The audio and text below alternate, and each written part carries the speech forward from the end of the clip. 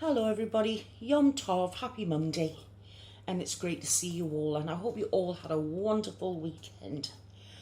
I'm been actually, I know you're going to think this is absolutely crazy, but I've been giving a lot of thought to today's video. I've been thinking a lot about it since last night, to be honest, and this is going to be a mix of current news, stuff in the news, and I'm linking it up with mental health, which, I must admit, in a change from last week, I don't know how I'll reach this, but I'll explain.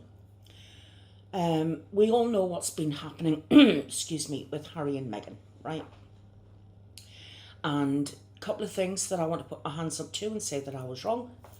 They're not using the HRHs anymore from the spring, so that'll be about March, April time.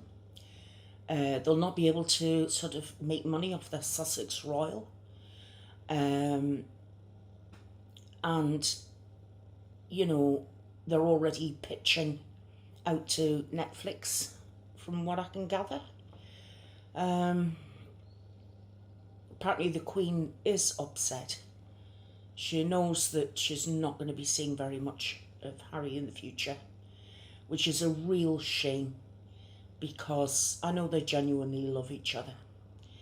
And I mean, I suppose it's a bit like, say, if you've got family in the UK and then half your family wants to go live in Australia, you know that you're not going to really see them very often. But it's not like the old days where you had to rely on a letter and photographs. These days you can pull Skype up, or you can talk through Facebook Messenger and stuff like that. It's not the same as being in the same room and hugging them, but it's better than nothing, isn't it? And these days, with technology the way it is, it's so far advanced from when I was a kid. When I was, even 40 years ago, if anybody said, oh, well, in one point in the future, you'll be able to have your own home computer and switch it on and be able to talk to anybody around the world, I would have thought, well, not in my lifetime. But that just shows how fast technology can move, doesn't it? So, anyway, I have been keeping up the news with Harry and Meghan. And they're not going to get their cake and eat it too. They're going to have to pay back the British people the 2.4 million that was spent on Frogmore. And instead, they're going to have to pay rent on it so they can keep a base in the UK. Although, I personally don't think that Meghan will ever come back. She doesn't like it here. I think it's a real shame when we, the British people, took her to our hearts. And we did. And she seemed to be genuine and wanted to help the British people. And now it just seems, and the excuse is the media, but our will wasn't enough to keep her here. And by all accounts, she can be very strong-willed. But what Meghan wants, Meghan gets. So she's going back to a place she loves, which is Canada. She's going to be able to make her own money, because apparently companies are reaching out to her. Doesn't seem to matter whether they've got HRH or not, because they're a world-famous couple now. And I think they can more or less name their own price. So I do wish them well for the future. I actually do. I think, because I do believe in the monarchy, I think they are going to be a loss. I think the Queen's upset. By all accounts, everybody's upset. And judging by a speech that Harry made last night, you can tell he is upset. He's not as hard-hearted as everybody seems to think he is. He can be, I don't think he's gone into this blindly. I think he's been sort of like pepped up that we can do this, we can do this. And when it's all come down to the crunch, judging by the speech he made last night, I think this is going to be harder for him than he thought, considering he's having to give up all his military engagements and everything that's got to do with his life when he was in the army. And he's Captain General of the Marines, and he's had to give that up. And that was one of the things he was most proud of. But if he wants to be away from the spotlight, and if he wants to bring up his family in total peace and quiet, sometimes the things you want come with a very high price. And it can be very difficult. It can be incredibly hard. And I wanted to tell you about an interview that he had, and it was with the Daily Telegraph, and it was the 19th of April 2017. So it was about 13 months before he got married, and he was still dating Meghan at the time. And he was talking about his mental health, and he said that he'd not spoken to anybody about the death of his mum. He just kept it all bottled up, and for 20 years he refused to talk about her because he thought, well, she's dead, what's the point in talking about her? So he just shut her down, wouldn't look at anything to do with her, wouldn't talk about her, and that's the way he coped. And then he admitted that he was having angry outbursts, and he wasn't functioning very well. He was taking up boxing to see if that would get rid of some of his anger, and he was trying different, like doing exercise, going for a run, taking up different sports, just to see if that would help lighten his mood. And he said the key that he found out in the end was talking. And it was being able to talk to someone. But it was a real case of,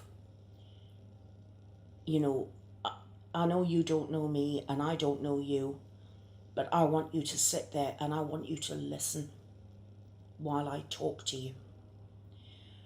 And he said that eventually was the key that unlocked the door to letting all of his sadness, his anger, his sense of abandonment, just everything. He even brought up the guilt he felt over their last phone call. And if he'd known what was going to happen, he wished that he'd spent a few more minutes on the phone telling her he loved her. But it wasn't. It was a case of there was something on TV that he desperately wanted to watch. And it was, oh, I've got to go, Mum, we're going to miss this, bye. See you later, bye. And I know that William said something similar. He wished he'd told her he loved her and spent a few more minutes on the phone. But life's like that, isn't it? Things happen and they catch us unawares, and you're left with this burden of guilt. And he wanted to be able to say sorry to her and, telling her how much he missed her and things like that. But I think the line that stood out for me was he said that in his case, and when he spoke to an awful lot of other people who had been in similar situations to himself, where they'd lost a parent or they'd lost a sibling or a very, very close friend, something like that, that all they needed was someone to listen. And it didn't matter whether you knew them or not. All they needed was, to be able to sit down with someone and basically say, I've had a really shit day. I want to talk about it. Will you listen to me? And for the other person to go, yeah, go on. I'll listen, you talk. And then just let the person talk. And all you have to do is listen. And he said the world is crying out for more listeners. And he admitted he's in a very privileged position. He was able to get, help from psychologists. Eventually found one that he was very happy with. Spent many hours in therapy, but he said it took him, well over 20 years to come to terms with his grief, his sadness, his anger, his sense of abandonment, his sense of guilt over the last phone call. But he was able to talk that through to someone who just sat there and listened to him. And when he was asked how did he feel afterwards, he said it was the first step on the road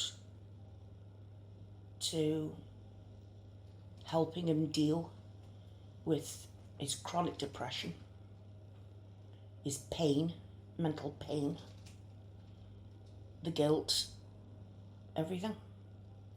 Now, he's not saying it's a cure-all, but according to him, and I've since gone on and read other things, it seems to me that he's right. I don't think there are enough listeners in the world.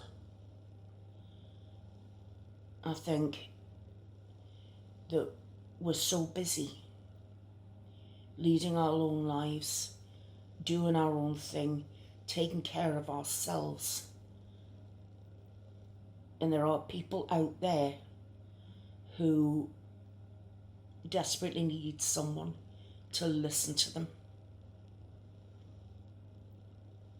And even if you can't talk to someone, you can always, if you've got access to a computer, for example, you could always type out something to a friend and say, I just want to ask, there's things I want to be able to get off my chest. Would you either be willing to Skype with me so I can talk to you? Or would you mind if I typed everything out to you? And then we could talk about things. But most importantly, are you prepared to listen to me? Or if you could write a letter and hand it to someone and say, would you read that? If you yourself can't bring yourself at that point to talk, and have somebody read your words, your thoughts and your feelings, and then turn to you and say, I'm here, I'm ready to listen.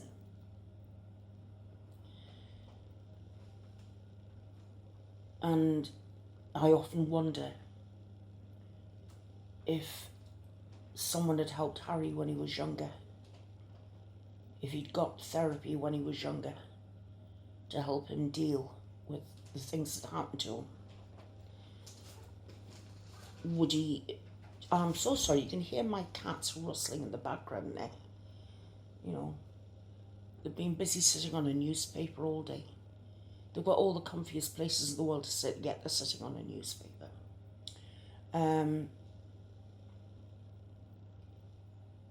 I wonder, what would he be like today? We just don't know, do we? So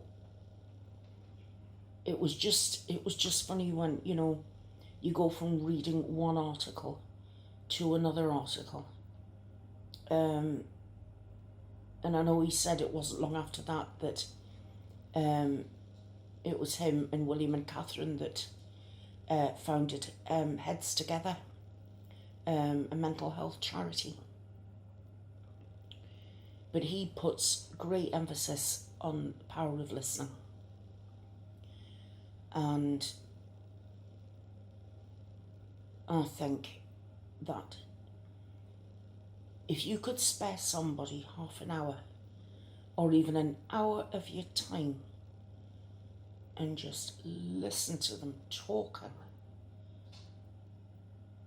I think you'd be amazed at how much good that you could do for somebody else.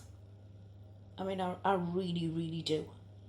I think you'd be absolutely stunned at the results that you would get. I don't know, you could be faced with someone who talked to you and cried all the way through, or you could just be faced with someone who just talked matter-of-factly and then just said, right, I'm done, thanks very much for listening, gets up and walks away. But don't be in any doubt that you haven't had an effect, because you have. If you can be in the right place at the right time for someone, and it doesn't matter who that person is, it could be friends, it could be family. I've had people back in the day when I could walk, if I was waiting for a bus, I've had people turn to me before I've known it. I've had their life story. And how many of us have been in that position? You've been in the supermarket and somebody said, oh, can you reach that jar of jam down for me, please? And then before you know it, you're getting everything about how long they've been married and how many kids they've got and who's died and how it affected them. And then you'll get, oh God, where's the time gone? Oh, I've talked to you for ages. Thanks a lot, pet. And then off they go. And you just don't see them again, and you think, wow, did that just happen? But the very fact that you can just stand there and give them time, I think it's very important, especially if someone's been through a bereavement, to give them time to talk and just say, I'm here and I'm listening, and just talk. And don't think by my silence that I've gone anywhere. I'm not. I'm just sitting here and I'm listening to you. You know, I'm here for you. I'm not bored. I genuinely want to hear what it is that's on your mind. If it helps to get things off your chest, thank you, Mr. Motorbike. Don't they pick the moments? But anyway, that's what I wanted to talk to you about today. If you could do someone a good turn and listen. And I'm not saying it's going to cure, but it will help. Because I've found that to be the case. I mean, I know I can yak for England, but I am a good listener. And if I'm asked my opinion on things, I'll give it. But again, opinions aren't facts. And that's all they are just opinions. And you can maybe shine a light and give your take on things, but I think it's always good to remember that the person who is doing the talking doesn't necessarily really want your advice. They just want to talk. So allow them that privilege. Just let them talk. And more often than not, they'll say, thanks, that helped. And if that's all they say to you, honestly, take that as huge. Because you will have performed a huge mitzvah, huge, by listening to that person. And when it's time for you to go and meet your maker, I mean, this is just my personal beliefs. I don't expect you to believe. But I think that when it's time for you to go and meet your maker, you can stand proud and say, without blowing my own horn, I have been on occasion able to help someone and put a little bit of light into their day. Because I tell you, there are certain things in life that give you that inner glow that make you feel good. And I kid you not, one of them is being able to help someone, to do a little bit of good for somebody. And it's especially good when, I mean, it doesn't even matter if you don't get a thank you. It doesn't, you know. Joe, here's this motorbike coming again.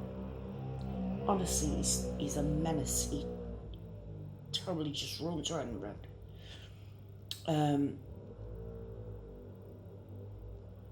I think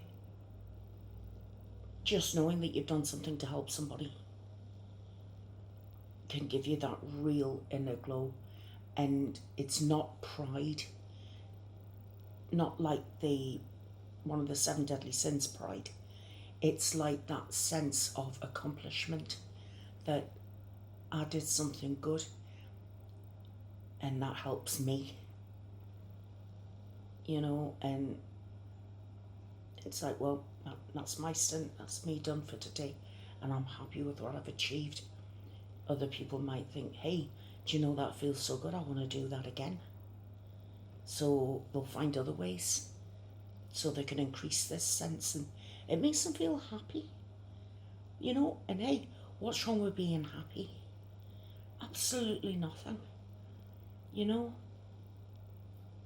They say, you know, from little acorns, oak trees grow. And it is very much like that, isn't it? It's like throwing a pebble into a pond and then seeing all the ripples come out. And it's at times like that where you want to do something to help somebody, because you know how it makes you feel. And that sort of feeling's infectious. You know, it's spreading the smiles and spreading a bit of happiness and what have you. So, who would have thought that I would have been talking to you about mental health on the strength of Megxit, eh? Certainly not me.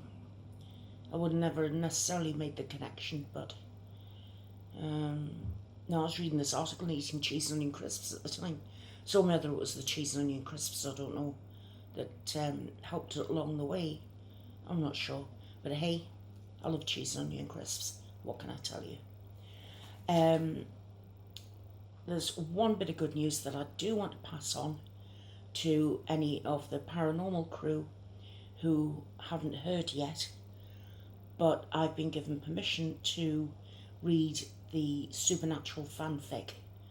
I got permission from the author last Friday. It was just after I'd started uploading the video, so I had to pin it in a comment underneath Friday's video.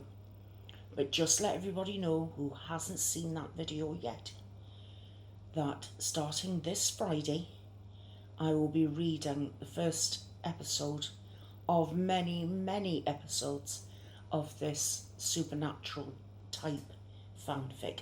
Now, can I please let you know, Sam isn't in it, Dean isn't in it. It's based on similar stories, but trust me, it's really good. I've read quite a few of them, and I think they'll keep you on the edge of your seats. Now, I'm going to warn you up front, it's got some bad language in it, but instead of the F word, I'll either say effing or freaking or something along those lines. I'm not going to go into the real nitty gritty, okay? But I just thought I'd let you know up front. if any of you say, go ahead, we don't mind, that's fine. But I've got to keep in mind that some of you don't mind it, but other people do. So I'm trying to keep both sides happy. Okay. But I think that's all the news so far. I will see you again on Wednesday with more folk tales from around the world. And like I said, this coming Friday is the start of your supernatural type stories. And I'll see how long it takes me to read the first story. If it only takes about 15 minutes, you never know. I might pop episode 2 in there. So just so we can keep the adrenaline going. What do you think? You let me know in the comments. You tell me what you want to do, and I'll go ahead and do it for you. Right, so anyway, I'm going to love you and leave you. Sorry about the mop. It's been washed, but it doesn't seem to know what it wants to do with itself today. So I thought I'd put some makeup on to see if I could distract you away from this. Do you remember when I used to say, I'm going to grow my hair out and it's going to be just like Wiggy? Do you know, I often wonder if I should go and sort Wiggy out again and bring her out of retirement. I don't know. I can never keep it the way my hairdresser gets it for me. I do try, but anyway, it is what it is. Right, I love you guys, and I shall see you again on Wednesday. In the meantime, please take care of yourselves. Bye-bye for now, love. Bye-bye.